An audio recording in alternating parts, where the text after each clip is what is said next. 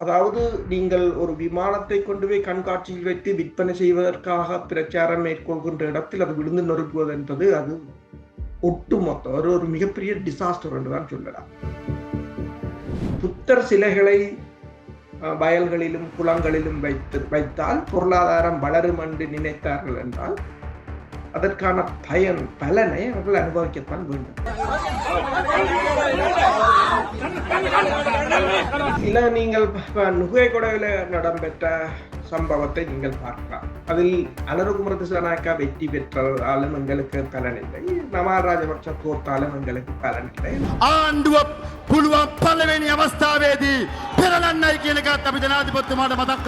உங்கள் நாட்டில் கலவரத்தை உருவாக்குவதற்கு ஏவுகணை, அணுக்குண்டு, ஏன் கிரனேட் கூட தேவையில்லை.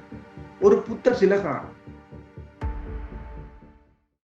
உங்கள் பிரதேச ஆலயங்களில் இடம்பெறும் ஆன்மீக, கலை மற்றும் கலாசார நிகழ்வுகளை உலகறியச் செய்ய லங்காஸ்ரீயோடு இணைந்து கொள்ளுங்கள். தொடர்புகளுக்கு 076 70 60 910. அரசியலில் நகர்த்தப்படும் காய்கள், திரைமறைவில் நடக்கும் ரகசிய பீரங்கள், உலகத் தமிழர் அறிந்தேயாக வேண்டிய உண்மைகளை தேடி ஒரு உடறுப்பு.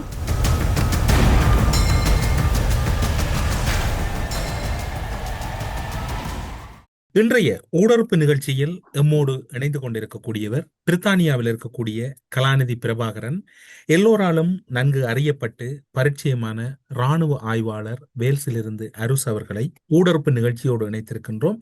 ஊடறுப்பு நிகழ்ச்சியின் சார்பில் உங்களை வரவேற்பதில் மகிழ்ச்சி. வணக்கம். வணக்கம் தமிழரசு. ஊடறுப்பு நிகழ்ச்சி வணக்கம். இலங்கையின் அரசியல்கள் பல்வேறு தளங்களில் பலவேறுபட்ட விதமாக பேசப்படுகிறது. இராணுவ புலனாய்வுத்துறை சார்ந்தும் ஆங்காங்கே சில முக்கிய தகவல்கள் பகிரப்படுகின்றன, சில மறைக்கப்படுகின்றன. அதற்கு மேலதிகமாக அம்பாறை மாவட்டத்தில் இஸ்ரேலியர்களுடைய தலையீடுகள் அதிகரித்திருப்பதாக அந்த அம்பாறை மாவட்டத்தினுடைய நாடாளுமன்ற உறுப்பினராக இருக்கக்கூடிய உதுமாலவையாக இருக்கலாம், அதே போன்று அங்கிருக்கக்கூடிய உள்ளூராட்சி சபைகளினுடைய தவிசாளர்கள் எல்லாம் போராட்டம் நடத்தியிருந்தார்கள். இந்த பரபரப்பான சூழ்நிலையில் 34 இஸ்ரேலியர்கள் மீண்டும் அம்பாறை பகுதிக்குள் நுழைந்திருக்கின்றார்கள். அதற்கு அவர்கள் கூறுகின்ற காரணங்கள் பலவேறு விதமாக இருந்தாலும் இதனுடைய உள்ளக ரீதியான ஏதாவது தகவல்கள் இருக்கின்றதா, அல்லது இது ஒரு புலனாய்வு ரீதியான விஜயமாக பார்ப்பதா, இலங்கை அரசு இதனை எந்த அடிப்படையில் அனுமதித்திருக்கின்றது? என்னென்று சொன்னால், இலங்கைக்கு 33 இஸ்ரேலிய சுற்றுலா பயணத்துறையைச் சேர்ந்த அதிகாரிகள் அல்லது ஆபீசர்ஸ் என்று சொல்லலாம், அவர்கள் வந்திருக்கிறார்கள். அவர்கள் எல்லா மாவட்டத்திற்கும் சென்று இலங்கையின் சுற்றுலா பயணத்துறையை ஊக்குவிக்கப் போவதாக கூறியிருக்கிறார். நீங்கள் பார்த்தீர்கள் என்று சொன்னால், இஸ்ரேல் வேறு, அமெரிக்கா வேறு, ஆஸ்திரேலியா வேறு என்று இல்லை. ஒரு தரப்பு இலங்கை மீதான அழுத்தத்தை போடுகிறது, மறுதரப்பு அந்த அழுத்தத்தை அவிழ்க்க முற்படுகிறது. என்னும் போது அவங்க திட்டமிட்டு இலங்கையை ஒரு தங்கள் பிடிக்கில் கொண்டு வருவதற்கான அத்தனை முயற்சிகளும் மேற்கொள்ளப்படுகின்றன. உதாரணமா நீங்கள் பார்த்தீங்கன்னு சொன்னால், அமெரிக்கா இலங்கையின் சுற்றுலா பயணத்துறை தொடர்பாக ஒரு எச்சரிக்கையை வெளியிட்டிருந்தது. அது நாங்கள் முதல் பேசியிருந்தோம். இந்த வாரம் ஆஸ்திரேலியா சொல்லி இருக்கின்றது, இலங்கையின் போராட்டங்கள் வன்முறைகளாக மாறலாம், எனவே அந்த அங்கு போறவர்கள் கவனமாக இருக்க வேண்டும். மற்றது சுற்றுலா பயணிகள் மீது தாக்குதல்கள் இடம்பெறலாம், அவர்கள் மீதான பாலியல் வன்முறைகள் இடம்பெறலாம் என்று அறிக்கையை வெளியிட்டிருக்கிறார். இதில் போராட்டங்கள் என்று அவர்கள் கூறியது என்ன? இப்போது எதிர்கட்சிகள், அதாவது நுகேகுடவில் நாமல் ராஜபக்ஷ ஒருங்கமைத்த போராட்டங்கள், ஏபிபி போராட்டங்கள் தான் அவர்கள் கூறுகிறார்களா என்ற கேள்வி இருக்கின்றது. ஆனால் அதே சமயம் இந்த பயண எச்சரிக்கைகள் எவ்வாறு இலங்கையின் சுற்றுலாத்துறைக்கு மிகப்பெரிய ஒரு பாதிப்பை ஏற்படுத்துமோ, அதே சமயம் இஸ்ரேல் அந்த பாதிப்பை நிவர்த்தி செய்யும் மருந்துடன் இஸ்ரேலியர்கள் வந்திருக்கிறார்கள். உங்களுக்கு தெரியும், இந்த ஞாயிற்றுக்கிழமை டில்வின் சில்வா இங்கு வந்திருந்தார் பிரித்தானியாவுக்கு. டில்வின் சில்வாவை அவர்கள் கூப்பிட்டதுக்குரிய அது பிரித்தானியாவின் வெளிவிவகார அமைச்சு தான் கூப்பிட்டிருந்தது. அதை கூப்பிட்டதுக்குரிய காரணம் என்னென்று சொன்னால், டில்வின் சில்வா தான் சீனாவுடன் நெருக்கமான பிணைப்பை கொண்டவர். இப்போது இவர்களுக்கு ஐரோப்பிய ஒன்றியத்துக்கு சீனாவுடனான வர்த்தகங்கள் இதுகள் தேவை. அப்ப யாரை கூப்பிட்டால் சீனாவுடனான அடுத்த கட்ட நகர்வுகள் தொடர்பாக பேசலாம் என்றதால் கூப்பிடப்பட்டதாகத்தான் பார்க்கப்படுகின்றது. ஒன்று, சீனாவுடன் நெருக்கமானவர்களை உள்ளெழுப்பது, அதனுடன் சீனாவுடன் ஒரு உறவை பேணுவது, அடுத்ததாக இலங்கையில் தங்கள் ஆதிக்கத்தை செலுத்துவது, அதன் ஊடாக சீனாவுக்கு எதிரான நடவடிக்கை. அதாவது மேற்குலகத்தை நீங்கள் பார்த்தீர்கள் என்று சொன்னால் அவர்கள் நெருங்கி வந்துதான் அடிப்பார். இது இரண்டு ஒரு அணுகுமுறையை கடைபிடிப்பதாகத்தான் தெரிகிறது. இப்ப ஜப்பானை பொறுத்தவரையில் ஜப்பான் புதிய பிரதமரை சீனாவுக்கு எதிராக மிகவும் மூர்க்கமாக திருப்பி விட்டிருக்கிறது அமெரிக்கா. கிட்டத்தட்ட சீனா ஜப்பானுக்கு நேரடியான எச்சரிக்கையை கூட கொடுத்திருந்தது. அப்ப இந்த நிலையில பாத்தீங்கன்னு சொன்னால் உக்ரைன் போரை பொறுத்தவரையில் இந்த வாரம், அதாவது இந்த நவம்பர் மாதம் முடிவதற்கிடையில் உக்ரைன் சண்டையை நிறுத்த வேண்டும் என்ற ஒரு அழுத்தத்தை அமெரிக்கா கொண்டு வந்திருக்கிறது. இப்போது ஐரோப்பிய ஒன்றியத்தின் தலையில் அது புரிந்திருக்கின்றது. இப்ப அமெரிக்கா அதிலிருந்து விடுபடுகிறது என்று சொன்னால் வேறு ஒரு களமுனையை நோக்கி அவர்கள் தங்கள் வளங்களை திருப்ப போகிறார்கள் என்றுதான் அர்த்தம். கடந்த வாரம் பங்கு சந்தைகள் எந்த ஒரு அதாவது எந்த செயற்கை நுண்ணறிவு அமெரிக்கா எதிர்பார்த்திருந்ததோ, அடுத்த சந்தை வாய்ப்புக்கான வழிமுறையாக எதிர்பார்த்திருந்ததோ, அது கிட்டத்தட்ட 2.7 டிரில்லியன் டாலர்களை இழந்திருக்கின்றது. இப்ப அது ஒரு பபுள் என்று சொல்லப்படுகிறது. ஏனென்று சொன்னால் சீனாவும் டீப் சீக்கை பொறுத்தவரையில் அதில் வேகமாக முன்னகர்ந்து வருகின்றது. அப்ப இந்த பொருளாதார போட்டிகளுக்கு ஏதோ ஒரு வகையில் தாங்கள் பின்தங்கிவிடக் கூடாது என்றால் இதில் ரஷ்யா முக்கியம் இல்லை, இந்தியா முக்கியம் இல்லை, ஐரோப்பிய ஒன்றியம் முக்கியம் இல்லை, இப்போது முக்கியமாக இருப்பது சீனா. இப்ப சீனா முக்கியமானது என்று சொன்னால் இலங்கை ஒரு முக்கியத்துவம் பெற்றதாகத்தான் இருக்க போகிறது. இந்தியாவை பொறுத்தவரையில் இந்தியா ஏற்கனவே அந்த இந்த இந்த இந்த களமுனையில் இருந்து ஒரு அகற்றப்பட்டதொன்றாகத்தான் நீங்கள் பார்க்கலாம். இந்த வாரம் கடற்படை தரப்படுத்தலில் கூட முதலாவது இடத்தில் அமெரிக்காவும், இரண்டாவது இடத்தில் சீனாவும், மூன்றாவது இடத்தில் ரஷ்யாவும் தான் நிற்கின்றது. இப்ப இந்த நிலையில் தான் நீங்கள் பார்த்தீர்கள் என்று சொன்னால் இந்த வாரம் அமெரிக்காவின் தூதுவர் இலங்கையுடனான ஒரு பாதுகாப்பு உடன்பாட்டை எட்டியிருந்தார். அந்த பாதுகாப்பு உடன்பாட்டின் சரத்து என்னவென்று சொன்னால் இரு நாடுகளுக்கும் இடையிலான இராணுவ பயிற்சிகள், பேரிடர் மேலாண்மை, அடுத்தது பாதுகாப்பு உடன்பாடு. அது மட்டுமல்லாது அதனை இந்தோ பசிபிக் பிராந்தியத்துக்கான ஒரு விஸ்தரிப்பாக தான் இதன் ஒரு தொடக்க புள்ளி. ஏனென்றால் இந்த இந்தோ பசிபிக் பிராந்தியம் தான் அடுத்தது மிகப்பெரிய ஒரு பேசு பொருளாக மாறப்போகின்றது. அதன் ஒரு ஆரம்ப புள்ளியாகத்தான் அதனை போட்டிருக்கிறார். அதே சமயம் இந்தியாவின் தேசிய பாதுகாப்பு ஆலோசகர் அஜித் டோவல் அவர்களுக்கும் இலங்கையின் பாதுகாப்பு செயலாளருக்கும் இடையிலான, அதாவது பாதுகாப்பு ஆலோசகர்கள் இடையிலான கூட்டம் ஒன்றை இந்தியாவும் நடத்தியிருக்கின்றது. இந்தியாவும் ஏதோ ஒரு வகையில் இலங்கைக்கு தனது பிடியை தக்க வைப்பதற்கு முயற்சி செய்கிறது. ஏனென்றால் அண்மையில் உங்களுக்கு தெரியும் ஹசீனா மீதான மரண தண்டனை விதிக்கப்பட்டிருந்தது. ஹசீனாவுக்கான மரண தண்டனை என்பது இந்தியாவை முற்று முழுதாக பங்களாதேசத்தில் இருந்து அகற்றியதாகத்தான் பார்க்கலாம். கிட்டத்தட்ட 54 ஆண்டுகளுக்கு பின்னர் முதலாக பாகிஸ்தான் கடற்படை கப்பல் போய் பங்களாதேசத்தில் நிற்கின்றது. இதுவரை காலமும் அவ்வாறு நடைபெறவில்லை. இந்தியாவின் கட்டுப்பாட்டில் தான் பங்களாதேஷ் இருந்தது. அதுவும் இழந்து விட்ட நிலையில் இப்போது இலங்கை தான் ஒரு முக்கிய ஒரு களமுனையாக இருக்கின்றது. இப்ப டில்வின் சில்வான் பயணமாக இருக்கலாம், ஹரணியை அடிக்கடி தூதுவர்கள் சந்திப்பதாக இருக்கலாம், சஜித் அடிக்கடி பயணம் மேற்கொள்வதாக இருக்கலாம், ரணிலாக இருக்கலாம். எல்லோரும் இப்போது ஒரு அந்த தற்போதைய இந்த இலங்கையின் நெருக்கடிக்குள் எல்லோரும் ஒரு முக்கியத்துவம் பெற்றவர்களாகத்தான் இருக்கிறார். இலங்கைக்குள் சென்ற 34 இஸ்ரேலியர்களினுடைய நோக்கம் என்னவாக இருக்கின்றது, அல்லது அந்த நோக்கத்தில் நீங்கள் கூறியது அல்லது கூற முற்பட்டது போன்ற ஒரு செயற்பாடு தான் இருக்கின்றதா, அல்லது அதனை கடந்த ஏதாவது உள் நோக்கங்கள் இருக்கின்றன? அதாவது இந்த செய்தியை வந்த போதே சிலர் அதில் ஒரு பதிவையும் போட்டிருக்கிறார்கள். இஸ்ரேலில் கட்டாய இராணுவ பயிற்சி இருக்கின்றது. கட்டாய இராணுவ பயிற்சி இருக்கிறது என்று சொன்னால் அங்கு வருபவர்கள் எல்லோரும் பயிற்சி பெற்றவர்களாகத்தான் இருப்பார்கள். இஸ்ரேலுக்கு இலங்கை பல நூறு பணியாளர்களை அனுப்பியிருக்கு. இப்போது இஸ்ரேல் தனது சுற்றுலா பயணிகளை இலங்கைக்கு அனுப்ப முற்பட்டு நிற்கின்றது. இப்ப இலங்கைக்கு வருகின்ற 1000 பேர் வந்தாலும் அவர்கள் 1000 இஸ்ரேலியர்களாக இருந்தாலும் அவர்கள் 1000 இராணுவத்தினருக்கு சமனாகத்தான் இருப்பார்கள். நீங்கள் கூறியது போல கிழக்கு மாகாணத்தில் அருகம்புடா வந்து அவர்களின் ஒரு ஆதிக்க புள்ளியாகத்தான் இருக்கின்றது. இஸ்ரேலை பொறுத்தவரையில் இஸ்ரேலின் நடவடிக்கைகளை மீறி இலங்கை அரசால் எதுவும் செய்ய முடியாது என்ற ஒரு நிலையாகத்தான் இருக்கு. இப்ப மிலேனியம் சேலஞ்ச் உடன்பாட்டில் எவ்வாறு திருகோணமலையிலிருந்து கொழும்பை நோக்கி அமெரிக்கா ஒரு திட்டத்தை போட்டதோ, அது எவ்வாறு இந்தியாவால் முறியடிக்கப்பட்டிருந்ததோ, இப்போது இஸ்ரேலினூடாக அந்த திட்டத்தை நடைமுறைப்படுத்தும் ஒரு முயற்சியாகத்தான் இதனை நீங்கள் பார்க்கலாம். ஏனென்று சொன்னால் இப்போது இந்தியா பலவீனம் அடைந்திருக்கின்றது. முன்னே போல இந்தியாவால் இதை எதிர்க்கக்கூடிய நிலையில் இந்தியா இல்லை என்பது தெளிவானது ஒன்று. உங்களுக்கு தெரியும், செங்கோட்டையில் இடம்பெற்ற குண்டு வெடிப்பிக்கும் போது கூட இந்தியா அமைதியாகத்தான் இருக்கின்றது. இந்தியாவால் எதுவும் செய்ய முடியாது.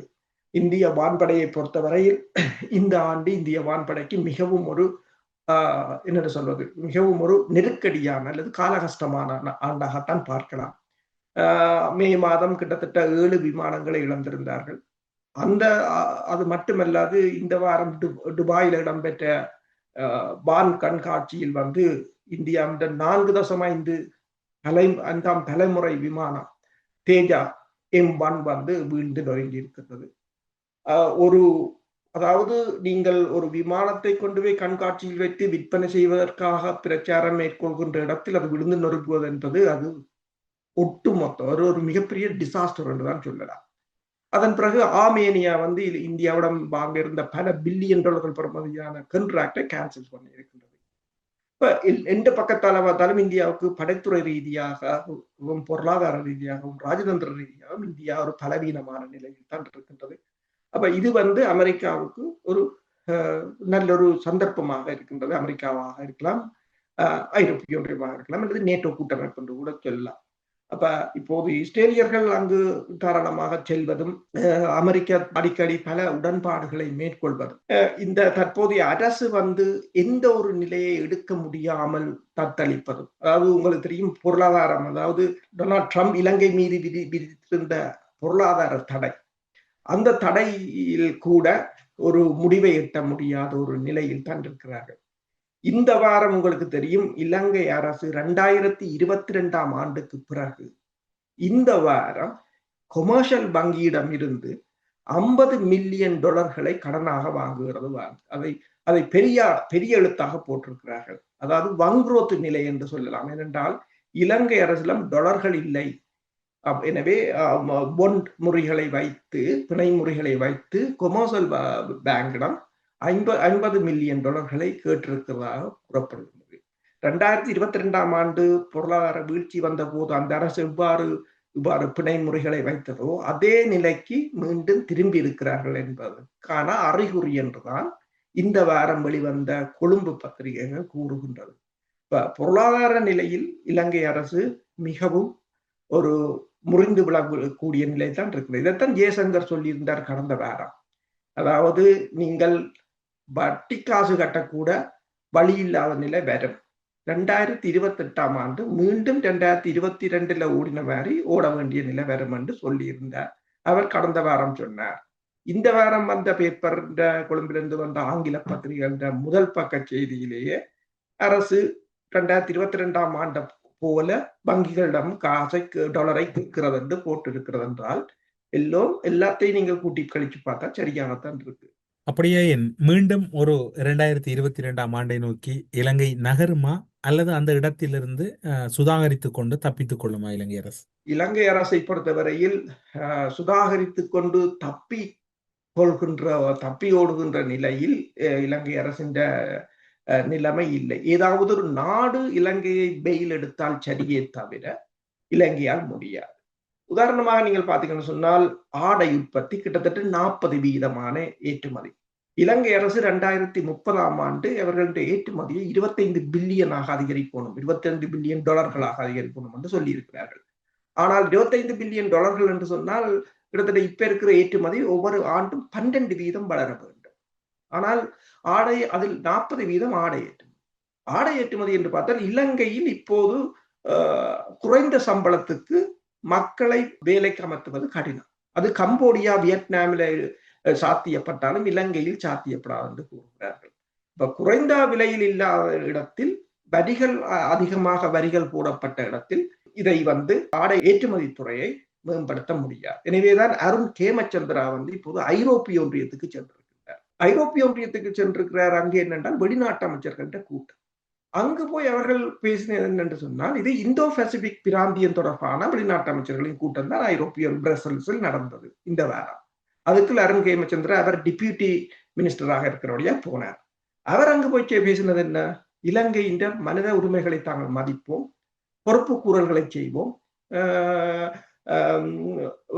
மனித அதாவது மக்கள் உரிமைகளை மதிப்போம், இதைத்தான் பேசியிருக்கிறார். ஏன் என்றால் ஜிஎஸ்பி பிளஸ் வரி சலுகையை பெறுவதற்கான ஒரு முயற்சியாகத்தான் அவரை சொல்கிறார் என்பது தெளிவாக தெரிகின்றது.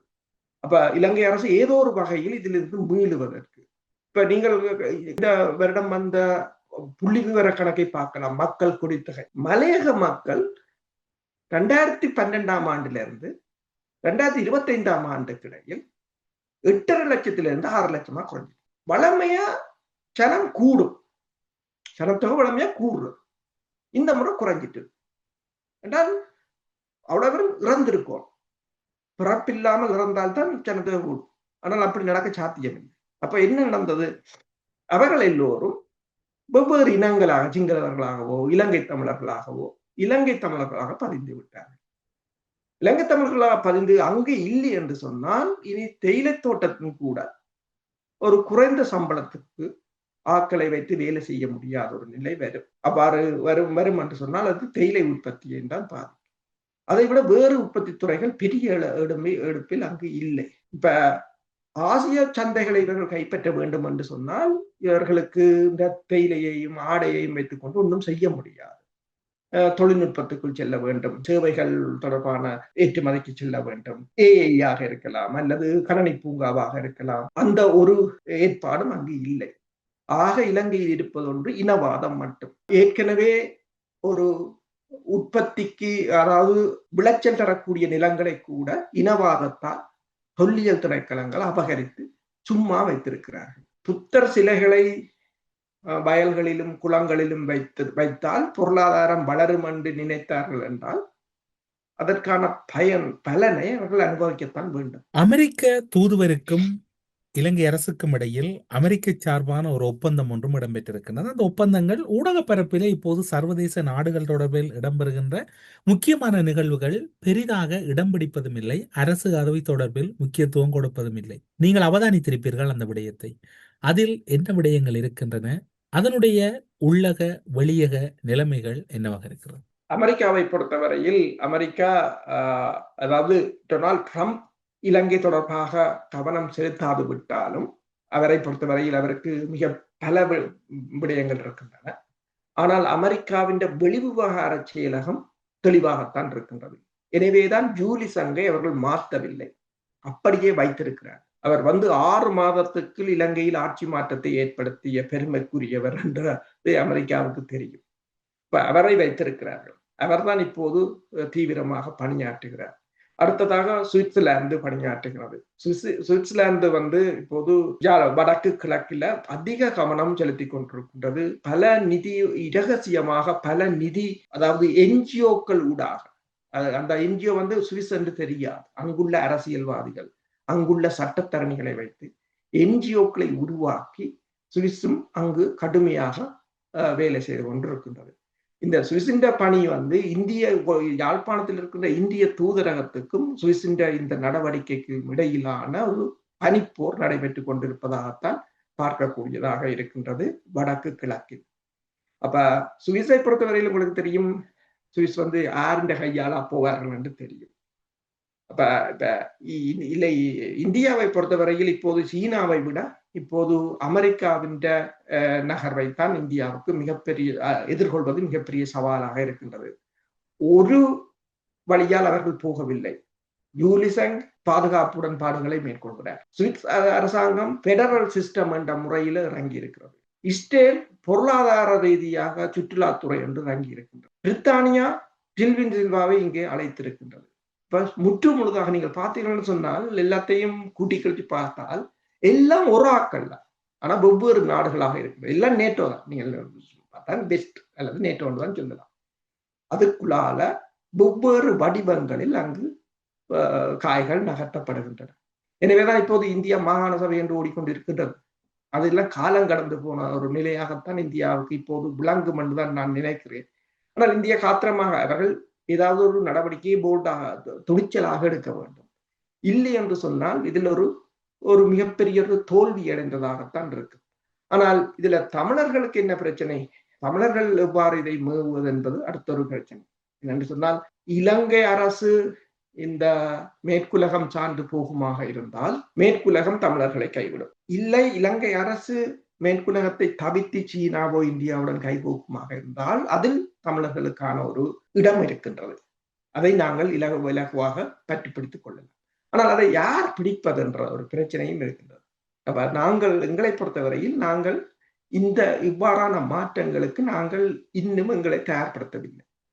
இந்த நிலைமைகளை பார்க்கின்ற போது மேற்குலகம் இலங்கையை தனது கட்டுப்பாட்டுக்குள் 3-4 கூறுகளாக எடுத்துக்கொள்ள முயற்சி செய்கின்றமை இலங்கை அரசு இதனை சமாளித்துக் கொள்ளும் நிலையில் இருக்கின்றது. இலங்கை அரசால் அதாவது இப்ப நீங்கள் பார்க்கலாம், கர்ணி அமரசூரியா சீனாவுக்கு சென்றிருந்தார், பேருந்து இந்தியாவுக்கு சென்றிருந்தார். அதில் இந்தியாவின் மனக்கசப்பு எவ்வாறு இருந்தது என்று. அதே போல இந்தியா சஜித்தை கூப்பிட்டிருந்தது தற்போதைய அரசை விரட்டுவதற்காக அல்லது ஒரு எச்சரிக்கை கொடுப்பதற்காக. ஆனால் சஜித்தை வைத்து இந்தியாவால் அதை முறியடிக்க முடியவில்லை. இப்போது ரணில் மஹிந்த ராஜபக்சவை தூண்டிவிட்டாலும் அந்த பேரணி நடத்தப்பட்டதே தவிர அதை எவ்வளவு தூரத்துக்கு அது மேற்கொண்டு நகரம் என்றது சொல்ல முடியாது. ஆனால் இந்தியா ஒன்றை செய்ய போகிறது, இந்த பொருளாதார ரீதியாக மீண்டும் இலங்கையை நசுக்க முற்படுவது போலதான் தெரிகின்றது. எனவேதான் ஜெய்சங்கர் கருத்து அவ்வாறு அமைந்திருக்கின்றது. 2028ஆம் ஆண்டு இலங்கை மீண்டும் பொருளாதாரத்தால் விழும் என்றால் இந்தியா ஏதோ ஒன்றை செய்ய போகிறது என்றதான் அதன் அர்த்தமாக இருக்கின்றது. ஆனால் மேற்குலகத்தை பொறுத்தவரையில் மேற்குலகம் அதனை அவ்வாறு ஒரு நெருக்கடி வந்தால் அது மேற்குலகத்துக்கு சாதகமாகத்தான் இருக்கு. ஏனென்றால் ஏற்கனவே ஐஎம்எஃப் தான் இலங்கை இந்த பொருளாதாரத்தின் தற்போதைய தாங்கி பிடிக்கின்ற ஒரு நிலையில் இருக்கின்றது. இலங்கையின் பொருளாதாரம் 85 பில்லியன் என்று சொன்னால் அது அவர்களுக்கு பெரிய பிரச்சனை இருக்காது, சிறிய ஒரு பொருளாதாரம். ஆனால் உலக பொருளாதாரம் கடுமையான பாதிப்புகளை சந்தித்து வருகின்ற நிலையில இலங்கையால் தனியே இயங்க முடியாத ஒரு நிலை இருக்கும். அதை மறக்க முடியாது. அப்ப நீங்கள் சொன்னது போல இப்ப இலங்கை இதை தாக்கு பிடிக்குமா என்றார் உங்களோட கேள்வி. இலங்கை தாக்கு பிடிக்கிற அளவுக்கு இலங்கையின் படை பலமோ அல்லது பொருளாதார பலமோ அல்லது கனிம வளங்களோ எதுவும் இல்லை. கனிம வளங்கள் இருந்தாலும் உதாரணமாக நீங்கள் கோபால்ட் நிறைய பார்க்கலாம்.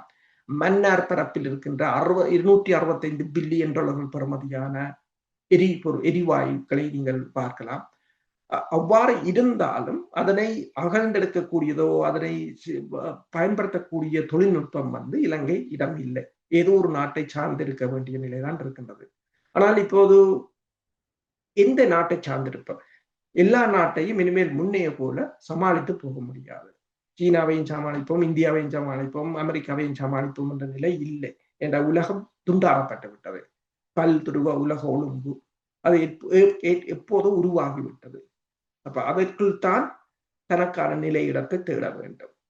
அப்ப இலங்கை தனக்கான ஒரு நிலையிடத்தை தேடுமாக இருந்தால் அந்த நாட்டில் இருக்கின்ற இன்னொரு இனத்தை எதிரான சக்திகள் கையாளும். அது தெளிவானது ஒன்று. அப்ப இந்த ஒரு சிக்கலுக்கு தான் இப்போது இலங்கை மாற்றப்பட்டு நிற்கும். இந்த சிக்கலில் இருந்து விடுபடுமா அல்லது சிக்கல் அளவுக்கு மீறி போய் இலங்கையில் ஏதாவது ஒரு அரசியல் நெருக்கடிகள் ஏற்படுவதற்கு சந்தர்ப்பங்கள் அதிகமாக இருக்கும்? இல்ல, நீங்கள் நுகைகொடையில இடம்பெற்ற சம்பவத்தை நீங்கள் பார்க்கலாம். அதில் இப்ப நீங்கள் சமூக வலைத்தளங்களை பார்த்தீர்கள் என்று சொன்னால் அதில் பலர் இவன் தமிழாக்கள் கூடி அதில் நாமல் ராஜபக்ஷா இந்த தோல்வியடைந்தது அல்லது அதை கொண்டாட தேவையில்லையே என்று சொன்னால் எங்களுக்கு அனுரகுமார திசாநாயக்கா வெற்றி பெற்றாலும் எங்களுக்கு பலன் இல்லை, நமால் ராஜபக்ச தோத்தாலும் எங்களுக்கு பலன் இல்லை, அல்லது நமால் ராஜபக்ச வென்றாலும் பலன் இல்லை, அனுரகுமார திசாநாயக்கா தோத்தாலும் பலன் இல்லை. ஏனென்று சொன்னால் அண்மையில் புத்த சிலை விவகாரம் திருகோணமலையில் இடம்பெற்றது ஒரு தெளிவான உதாரணம். அப்ப அதுக்கு அருண் கேமச்சந்திரா ஒன்றை சொன்னார், அது எதிர்கட்சிகள் சேர்ந்து அந்த புத்தர் சிலையை கொண்டு வைத்தார்கள் தங்கள ஆட்சியை நெருக்கடிக்கு தள்ளுவதற்கு, அப்படிதான் சொன்னார்கள். சரி, எதிர்கட்சி என்றா என்ன? எதிர்கட்சி என்றதே எதிர்க்கிறான், அந்த பேரே எதிர்கட்சி தான். அவன் அதைத்தான் செய்வான். சரி, 2006ஆம் ஆண்டு நீங்கள் இருந்த போது என்ன செய்தீர்கள்? மஹிந்த ராஜபக்ஷ என்ற அரசுக்கு நீங்கள் 2006ஆம் ஆண்டு வடக்கு கிழக்க பிரிச்சீர்கள். அவனுக்கு நெருக்கடி கொடுத்தனீங்களா?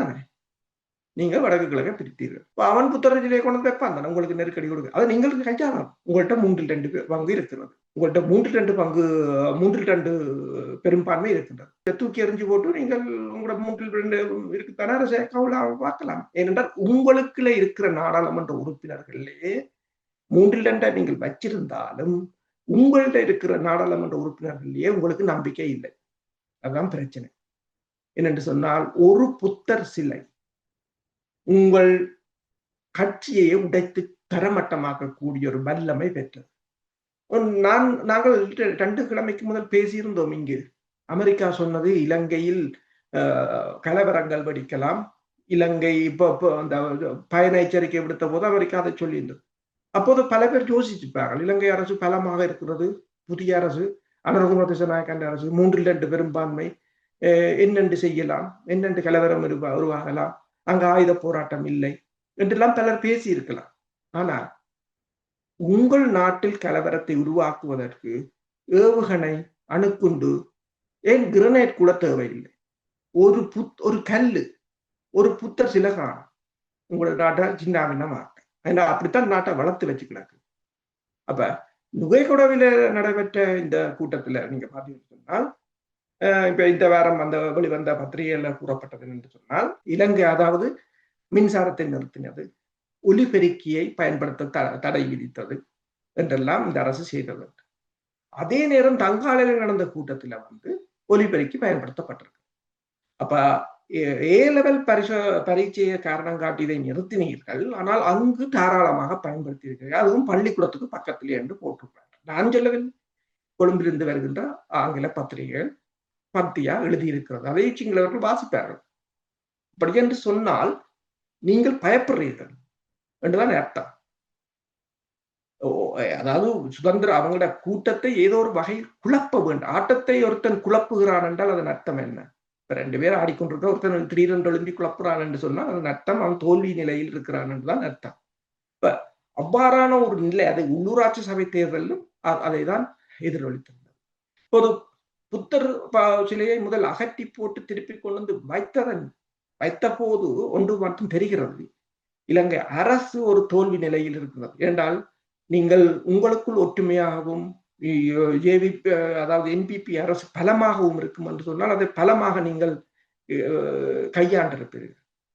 பயப்படுகிறீர்கள் என்று சொன்னால் அதன் அர்த்தம் என்னவென்று சொன்னால் அரசு மிகவும் பலவீனமான நிலையில் இருக்கின்றது. இப்ப ராஜதந்திரிகள் தனித்தனிய டில்வின் சில்வாவுக்கு முக்கியத்துவம் கொடுப்பதும், கரணிக்கு முக்கியத்துவம் கொடுப்பதும், மற்றது சஜித் பிரேமதாசா, ரணிலாக்கள் அடிக்கடி இந்தியாவுக்கு அங்கும் சென்று வருவதும் எல்லாத்தையும் நீங்கள் பார்த்தீர்கள் என்று சொன்னால் நான் சொல்வதன் அர்த்தம் விளங்கும். ஊடறுப்பு நிகழ்ச்சியில் இணைந்து கொண்டு பல முக்கியமான இலங்கையின் உள்ளக அரசியல்களும் அதில் இருக்கக்கூடிய நெருக்கடி நிலைகளும் பற்றிய தகவல்களை ஊடறுப்பு நிகழ்ச்சியின் வாயிலாக பகிர்ந்து கொண்டமைக்கு சிறப்பு நன்றிகளோடு உங்களிடம் விடைபெற்றுக் கொள்கிறோம். நன்றி, வணக்கம். நன்றி, வணக்கம். அரசியலில் நகர்த்தப்படும் காய்கள், திரைமறைவில் நடக்கும் இரகசிய பீரங்கள், உலகத் தமிழர் அறிந்தேயாக வேண்டிய உண்மைகளை தேடி ஒரு ஊடறுப்பு.